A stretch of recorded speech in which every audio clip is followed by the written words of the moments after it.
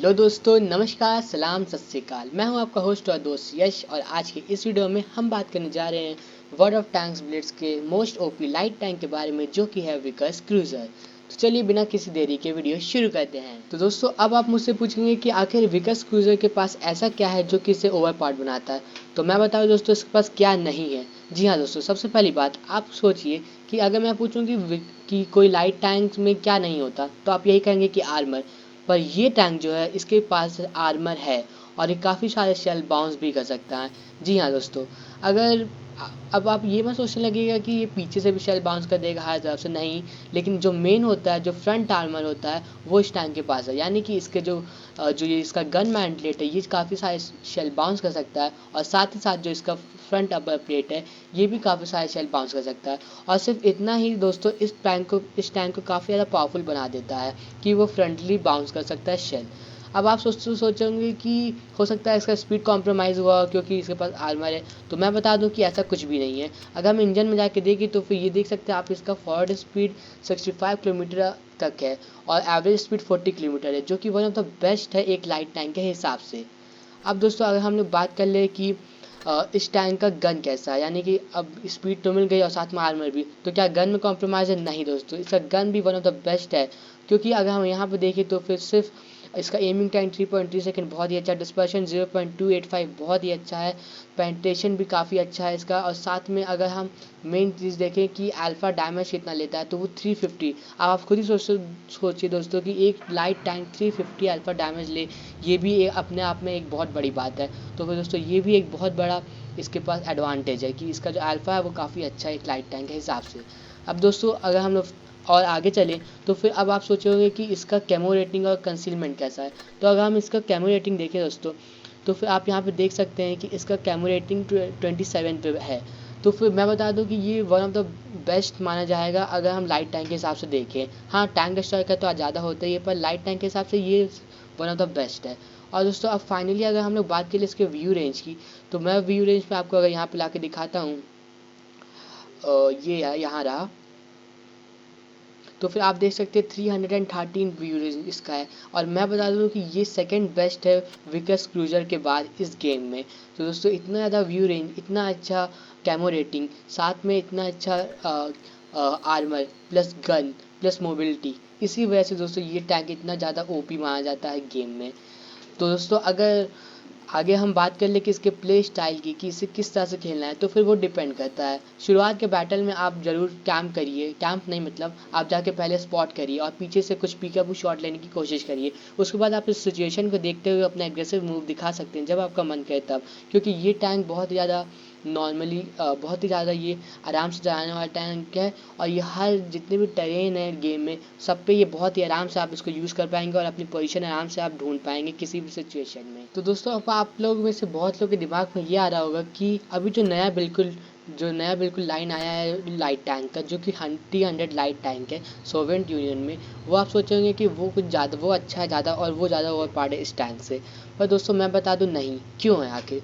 मैं बता दूं दोस्तों, 300 लाइट बहुत ही अच्छा टैंक है, ये भी ओवर पावर्ड है, मैं ये नहीं कह रहा हूँ। इसके पास भी सब कुछ है, बस एक कमी है दोस्तों, जो कि ये लैग करता है और उसकी वजह से ये सेकंड बेस्ट ओवर पावर्ड में आएगा, और वो है गन डिस्पर्शन।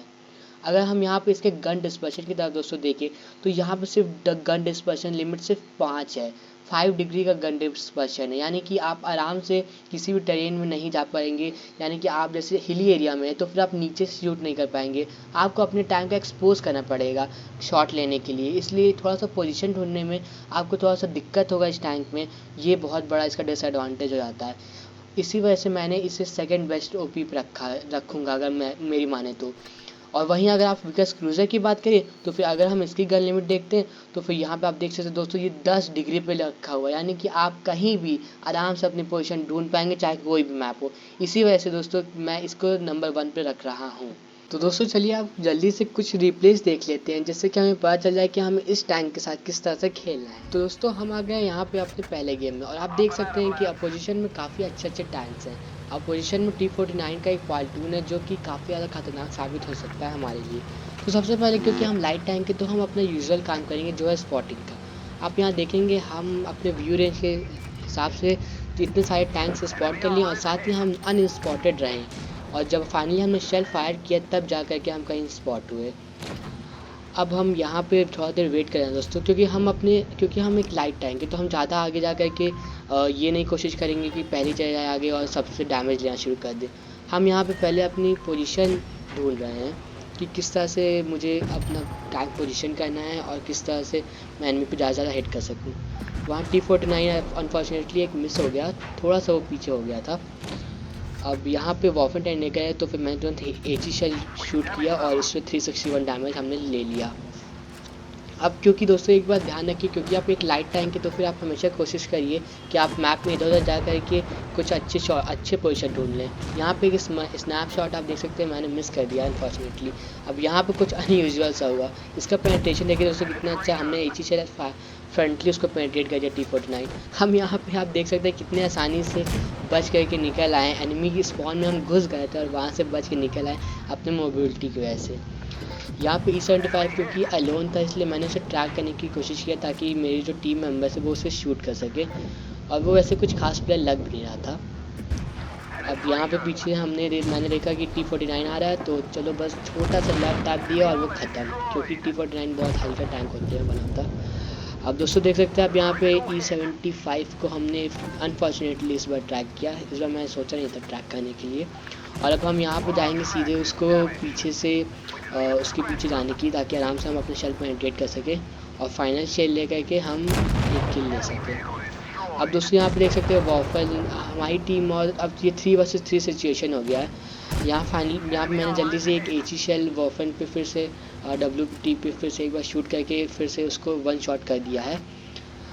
अब यहाँ पे क्योंकि मैं हेल्दी हूँ इसलिए मैं सोचा चलो थोड़ा बहुत पुश करते ताकि मेरे टीम मेंबर्स जो हैं उनको हेल्प मिलती रहे उस तरफ से। तो हम यहाँ M41 रेवोल्यूशनरी पे पहला शॉट लिए, उसने भी हम पे शॉट लिया लेकिन कोई दिक्कत नहीं क्योंकि हम ज़्यादा हेल्दी हैं। फिर यहाँ पे हमने एक और शॉट लिया और उसने अनफॉर्चुनेटली मिस कर दिया, हमारे लिए फॉर्चुनेटली था। फिर यहाँ पे दोस्तों आप देख सकते हैं कि मैं आराम से खेल रहा था बिल्कुल। हमने फिर से अपनी मोबिलिटी और पीकअबू करके उसको मार दिया। अब यहाँ पे RHM अकेला था क्योंकि और मेरे पास काफ़ी हेल्थ बचा था, तो फिर मैं तुरंत जाने लगा क्योंकि मैं नहीं चाहता था कि RHM भाग जाए वहाँ से या फिर भागने लगे इधर उधर। हालांकि ये अब हम ही जीतते, पर फिर भी मैं ज़्यादा डैमेज लेना चाहता था इसलिए मैंने उसे रैम करने की कोशिश की। यहाँ पे दोस्तों देखिए उसने हम पे एची शेल फायर कर दिया लेकिन लास्ट लाफ हमने लिया और हम जीत गए बड़े आसानी से इस बैटल को। अब दोस्तों अगर आप यहाँ पे देखें तो फिर हमने अब लगभग 4000 डैमेज कर लिया, 3990 अगर मैं बोलूँ, लगभग 4000 डैमेज हमने यहाँ पे कर लिया बहुत ही आसानी से। अपने मोबिलिटी और अपने हर चीज़ जो एक लाइट टैंक को करना चाहिए उस तरह से एक लाइट टैंक को यूज़ करके बहुत ही आसानी से हमने 4000 डैमेज हमने डील कर लिया। टीम में हम टॉप पे रहे। दोस्तों ये मैच भी बहुत अच्छा था, विकर्स क्रूजर का मेरा जो ये गेम था। मैं इसलिए मेरे लिए आपको दिखा रहा हूँ क्योंकि इसमें वैसे मैं हार गए थे लेकिन मैंने 5000 डैमेज लिया था, और मैं इसलिए इसको दिखा रहा हूँ क्योंकि इसमें मैं आपको दिखाऊंगा इसके जो आर्मर है उसका कमाल मैं आपको दिखाना चाहता हूँ इस रिप्ले से। तो हम क्योंकि फिर से मैंने बता दिया कि क्योंकि हम लाइट टैंक इसलिए हम सबसे पहले एग्रेसिव मूव दिखा करके हम स्पॉट करने की कोशिश करेंगे। फिलहाल हमने कुछ नहीं स्पॉट किया क्योंकि आई थिंक वो लोग अभी यहाँ पहुँचे ही नहीं थे, या तो वो लोग उस तरफ से जा रहे थे। जी हाँ दोस्तों, वो लोग उस तरफ से जा रहे थे। स्टैंडर्ड बी को हमने स्पॉट कर लिया, या फिर हमने नहीं किया थी। स्टैंडर्ड बी ने पहला शेल मिस कर दिया दोस्तों यहाँ पे। अब आप देखिएगा इसका कमाल, विकास का कमाल है, देखते रहिए बस कुछ देर में हम कितने सारे शेल बाउंस करेंगे स्टैंडर्ड बी से। मैं यहाँ पे अपने पोजीशन को होल्ड किया था क्योंकि अभी भी हमें एनिमी का जितने भी टैंक्स हैं उनका लोकेशन नहीं पता, आप देख सकते हैं मैप पे। और अच्छा हुआ हमने नहीं पुश किया क्योंकि अब अचानक से यहाँ पे सारे टैंक आ गए। तो दोस्तों अब देखिए यहाँ पर उसने हमें बाउंस किया। तो एक बार अगर मैं यहाँ पे आपको एंगल की वजह से दिखाऊं तो फिर आप यहाँ देख सकते हैं कि अगर हम इसके पर्सन ऑफ व्यू से देखें स्टैंडर्ड बी के, तो फिर वो यहाँ से हमें शूट कर रहा है, और अगर यहाँ से वो शूट कर रहा है हमें तो फिर वो सिर्फ हमारा गन मैंटलेट देख सकते हैं। इसलिए मैंने वो जो पोजीशन उसको होल्ड किया था क्योंकि वो काफ़ी स्ट्रांग पोजीशन है और वो हम आराम से उससे बाउंस ले रहे थे। उसने आई थिंक ये सही काम नहीं करता है, वरना मैं दिखाता आपको कि ये हमने कहाँ बाउंस लिया। आप जानते हैं दोस्तों ये गन मैंटलेट में क्योंकि इसने हिट किया इसलिए इसके आर्मर की कमाई की वजह से हमने यहाँ पे बाउंस लिया। तो आप देख सकते हैं जस्ट उसने गन मैंटलेट पे बाउंस किया था। अब एक और बैटल में एक और चीज़ मैं दिखा दूँ, एक और बार वो बाउंस करेगा। हमने यहाँ पे उस पर आराम से हम उस पर शेल ले रहे थे, पर वो हम पे हमारा कुछ नहीं बिगाड़ पाया था।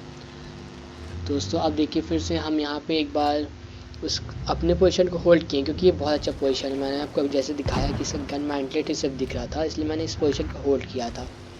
और वैसे दोस्तों मैं बता दूं कि कहीं ना कहीं ये मेरी गलती भी थी छोटी सी, पर कुछ मैंने कि ऐसे गेम्स होते हैं तो कुछ नहीं कर सकते। विकस ने यहाँ पर अनफॉर्चुनेटली शायद वो पेंट्रेट कर दिया, पता नहीं कहाँ से, शायद वो कपूला के पास कहीं से पेंट्रेट कर दिया था।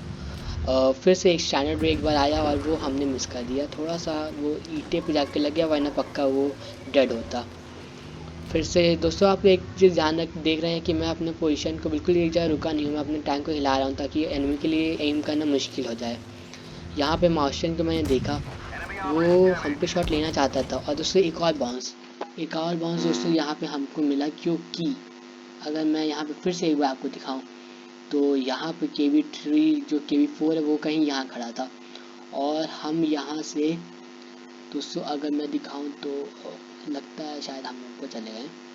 तो दोस्तों ये देखिए, अगर मैं यहाँ से दिखाऊं तो फिर हम यहाँ पे इस पोजीशन में खड़े थे, वो चाहता तो आराम से पूरे पेंटेट कर पाता, क्योंकि हमारा जो वो है, जो हमारे पास आर्मर वो इतना अच्छा है कि वो पेंटेड बनने किया। और वो फिर से एक बार गन मैंटलेट पे आप देख सकते हैं कि उसने किया। यहाँ पे थोड़ा सा लैग हो रहा है, इसलिए आप देख सकते हैं शेल हिट मार्क्स बार बार हट जा रहे हैं, और कुछ ऐसा ही था। तो दोस्तों फिर से आप देख सकते हैं कि हम यहाँ पे फार्म कर रहे हैं, हम बेसिकली यहाँ पे फार्म कर रहे हैं मार्शियन को, ताकि हम उसे जल्दी जल्दी ख़त्म कर पाएँ, क्योंकि वो काफ़ी ख़तरनाक टैंक साबित हो सकता है हमारे लिए। तो हम यहाँ पे मार्शियन के ऊपर ख़त्म कर चुके हैं, बिकॉज सामने वाला टीम का बिकॉज कुछ खास नहीं था, वो समझ नहीं आता मुझे वो कर क्या रहा था। क्योंकि वो पूरा चला गया तो मैंने HE शेल लोड करके उसको 460 डैमेज ले लिया। फिर फाइनली यहाँ पर अब सिर्फ 2 ही लोग बचे हैं हम लोग, आप देख सकते हैं दोस्तों। मेरी टीम बहुत जल्दी मतलब कि ख़त्म हो गई। हम यहाँ पे 3000 3500 डैमेज में हम तो हैं यहाँ पे, लेकिन मेरी टीम बहुत जल्दी ही मर गई, तो फिर मैं कुछ नहीं कर सकता था। एक बार फिर से मैं यहाँ पे KB4 की कपूला पे शूट कर रहा था पेनिट्रेशन, क्योंकि इस टैंक काफ़ी अच्छा है ही, मैंने आपको पहले बताया है। उसने भी हमें अनफॉर्चुनेटली पेनिट्रेट कर दिया, पर अब इस सिचुएशन में मैं सोचा कि चलो यहाँ से भाग चलते हैं, क्योंकि यहाँ पर रुकना बिल्कुल भी समझदारी का बात तो था नहीं। यहाँ पे एक हीट सेल जो उसको पेनिट्रेट नहीं कर पाया, मेरा एसयू मर गया। अब हम यहाँ पे 1 वर्सेस 4 सिचुएशन में थे, और लगभग मैच ख़त्म ही हो रहा था हमारे लिए, क्योंकि उनके पास जो टैंक थे ना वो टैंक डिस्ट्रॉयर थे, और टैंक डिस्ट्रॉयर के पास ज़्यादा भी रेंज होता है, तो मैं कहीं छिप नहीं सकता हूँ। इसी वजह से मुझे लगा था कि ये गेम मैं नहीं जीत पाऊँगा। एक और यहाँ पे मैंने एक और ये जल्दी से क्विक शेल फायर कर दिया ताकि मैं ज़्यादा डैमेज बटोर सकूँ। अब मैं क्योंकि स्पॉटेड था इसलिए मैं कुछ नहीं कर सकता, तो मैं जानता था JB पैंथर उधर से आएगा। फिर हमने उस पर एक शेल लिया और यहाँ से हम भागने की कोशिश किए, पर अनफॉर्चुनेटली उधर से हमें जेट टाइगर ने हमें मार दिया।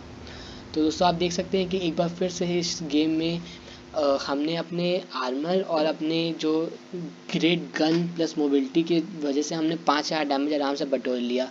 हाँ अनफॉर्चुनेटली हम यहाँ पे इस गेम को जीत नहीं पाए, क्योंकि कहीं ना कहीं मेरी टीम बहुत जल्दी फॉल अपार्ट हो गई थी। अगर मैं दिखाऊं तो फिर आप देख सकते हैं मेरी टीम ने बिल्कुल भी अच्छा नहीं खेला। मैं ही 5000 डैमेज पे था, और बाकी सब लोग देख सकते हैं कि कहाँ मतलब कि 1000 डैमेज पे बैठे हुए हैं, सब 1500 के नीचे ही हैं सब। तो इसी वजह से हम ये गेम तो नहीं जीत पाए दोस्तों, लेकिन आपको पता चल गया कि विकस क्रूजर क्या कमाल कर सकता है। तो दोस्तों नाउ आई होप कि अब आप समझ गए होंगे कि इस गेम में जो सबसे ओवर पावर्ड लाइट टैंक है वो कौन सा है, वो है विकस क्रूजर। और अब आप भी मानने गए होंगे कि किस तरह से ये इस टैंक को अच्छे से अगर हम खेलें तो फिर किस तरह से ये इतना OP साबित हो सकता है, क्योंकि इसके पास हर एक चीज़ है। दोस्तों अगर यही बात है और आपको ये वीडियो मेरा पसंद आया हो, और आप आगे भी ऐसे ब्लिट्स के कंटेंट देखना चाहते हैं, तो फिर प्लीज़ इस चैनल को सब्सक्राइब कर दीजिए, वीडियो लाइक कर दीजिए और शेयर भी करिए अपने दोस्तों के साथ। और हाँ दोस्तों आप मुझे ये भी बताइए कि आप आगे कौन सा वीडियो देखना चाहते हैं। आखिर में दोस्तों मैं आपको एक बार फिर से याद दिलाना चाहता हूँ कि जो मेरा चैनल है उस पर जैसे ही 50 सब्सक्राइबर होंगे कंप्लीट, वैसे ही मैं गिव अवे करूँगा। आप उस गिव अवे में पार्ट लेंगे और आप जीत सकते हैं एक बैटल पास या फिर कोई भी ऐसा गिफ्ट जो मैं उस समय देना चाहूँगा। तो फिर प्लीज़ दोस्तों जल्दी से मुझे सपोर्ट करिए, मुझे ग्रो करने के लिए हेल्प करिए। तब तक के लिए मैं मिलता हूँ आपसे अगले वीडियो में। Goodbye, take care and see या।